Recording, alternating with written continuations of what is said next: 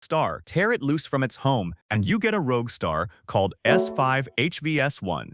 A star torn loose from the center of our galaxy and hurled into space at over 4 million miles an hour, fast enough to escape the Milky Way entirely. Now imagine discovering that one is heading our way. It would not need to hit Earth. Its gravity alone could send worlds drifting into deep space. And if it passed close enough, the consequences become much worse. Earth itself could be nudged from its orbit around the Sun and sent drifting into interstellar space, causing the Earth to plunge into a forever dark winter. But take a star like that, make it hundreds of times larger than our Sun, and let it approach the end of its life, and you get Betelgeuse.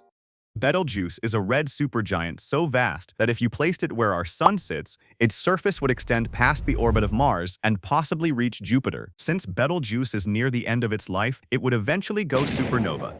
A supernova close enough to Earth would strip away our ozone layer, flood the surface with radiation, and trigger a mass extinction. The good news is that Betelgeuse is about 600 light-years away, close enough to put on the greatest light show in human history, but far enough that it cannot truly harm us. Betelgeuse explodes outward in every direction, but some dying stars do something far worse. Instead of spreading their energy across space, they focus almost all of it into two narrow beams. This gives us a planet called WR104.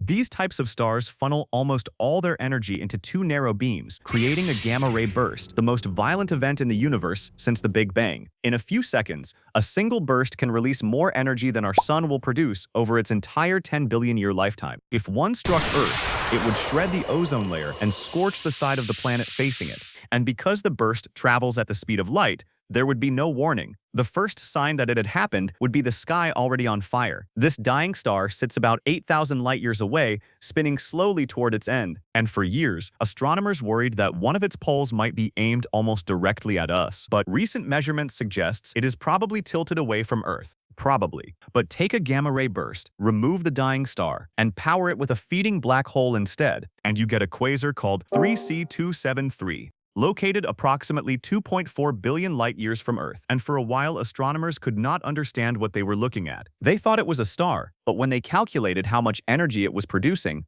the numbers made no sense. Something that small had no right to shine that brightly. The answer turned out to be even stranger than the mystery. Feed a supermassive black hole enough material, and the entire galaxy around it begins to disappear in the glare. The disk of gas spiraling into the black hole heats to such extreme temperatures that it can outshine every star in its galaxy combined. This is the quasar 3C2073, the first feeding black hole discovered by humanity. But you do not have to look that far to find one. There is a supermassive black hole at the center of our own galaxy